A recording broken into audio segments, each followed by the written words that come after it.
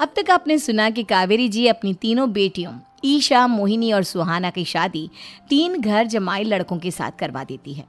उन्हें लगता है कि ये लड़के शायद घर का कामकाज संभाल लेंगे, लेकिन उनके तीनों घर जमाई बहुत आलसी थे।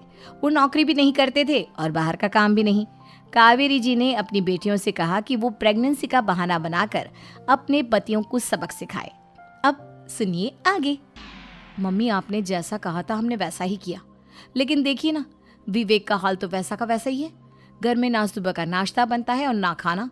नौकरी पर जाने की बात करूं तो खाने को दौड़ते हैं मुझे।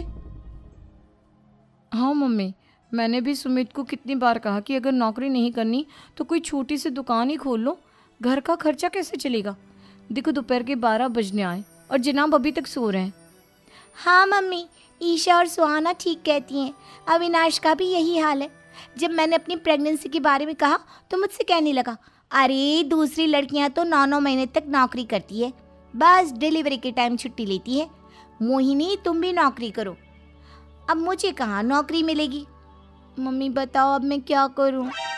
हे भगवान, क्या सोचकर घर जमाई दामाद लाई थी मैं कि मेरी बेटियां मेरे पास रहेंगी और खुश रहेंगी, लेकिन इन आलसी दामादों ने तो हमारी जिंदगी को भी प्रॉब्लम में डाल दिया है। मैं तो कहती हूँ मम्मी, हम लोग वापस अपनी जॉब पर जाना शुरू कर देते हैं। बता देते हैं इन लोगों को कि हमने प्रेगनेंसी का बहाना किया है।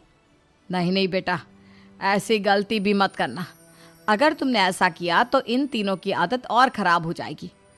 अरे आज नहीं तो कल कभी तो तुम प्रेग्नेंट होगी, तब वापस यही प्रॉब्लम आएगी। तब क्या करोगी तुम तीनों? हाँ मम्मी, आपकी बात तो बिल्कुल सही है। इन लोगों को तो सुधारना ही पड़ेगा। लेकिन कैसे? अपने बच्चों के आने की खबर सुनकर भी इन लोगों पर कोई असर नहीं हो रहा। पैसे कमाने के लिए घर से बाहर निकलना ही नहीं चाहते ये तीनों। अब मेरे दिमाग में एक प्लान आया है। तुम तीनों चिंता मत करो, उन तीनों को बुलाओ, फिर मैं बात करती हूँ।